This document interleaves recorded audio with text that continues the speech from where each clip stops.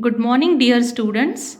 Today we are going to start the second chapter, that is polynomials. Let us recapitulate the previous knowledge. You know the constants and the variables. Constants are the numerics whose values are fixed, like 1, 2, 3 or 3 by 2, 4 by 2 and so on.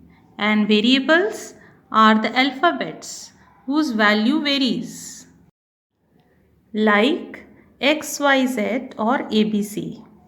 So, the constants and variables together with the four basic operations forms algebraic expressions. And polynomials are the special type of algebraic expressions which can be written in the form a1x plus a2x square till an x power n. That means polynomials has finite terms. Here a1, a2 and till an are the real numbers and n is non-negative integer. That means 0, 1, 2 and so on. That means the power should not be negative.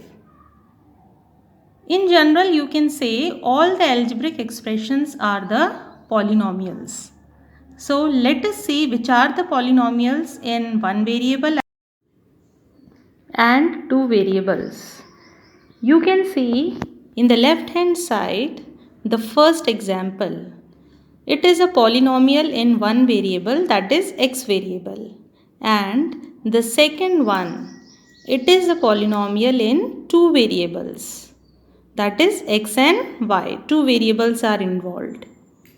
Whereas in the right hand side, these are the polynomials in which the power is either fraction or negative or having infinite terms.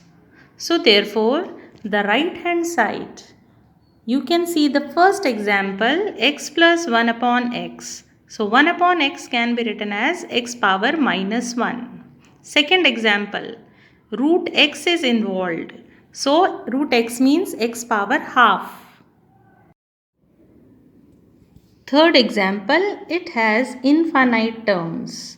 In the fourth one, the power of x is 3 by 2.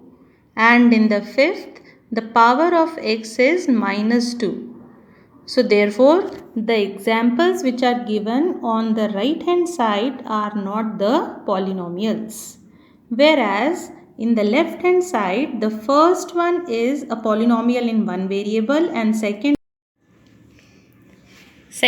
is in the two variable.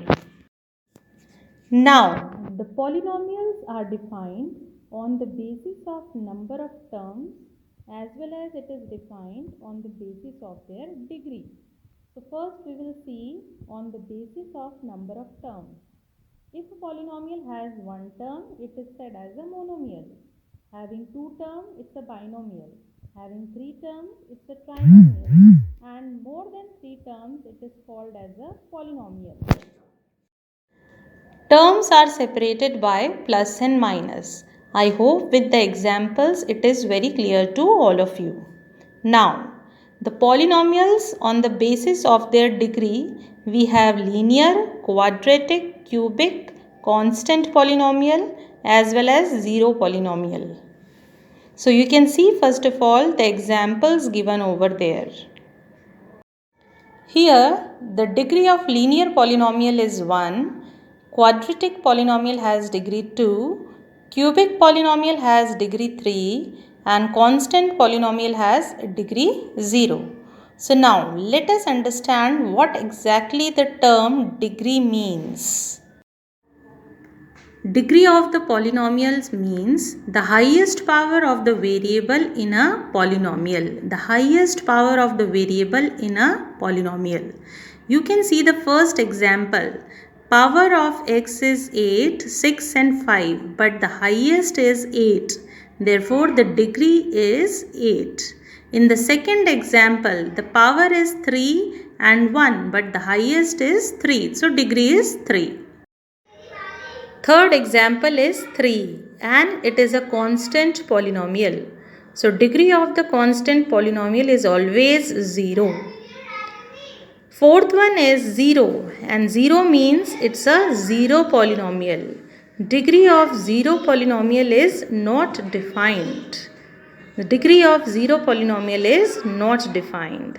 Fifth is a linear, so degree is 1. Next is a quadratic, degree. Last example is of the cubic polynomial, therefore its degree is 3. Let's see few more examples of constant polynomial, linear, quadratic and cubic polynomial. I hope with the help of the examples, the polynomials on the basis of degree is very clear to everyone. Next topic is how to find out the coefficient of the variable. So coefficients are the numerics written in front of the variable. Here we need to find the coefficient of x square in each of the following cases. We can see the first example. It is 2 plus x square plus x. So in front of x square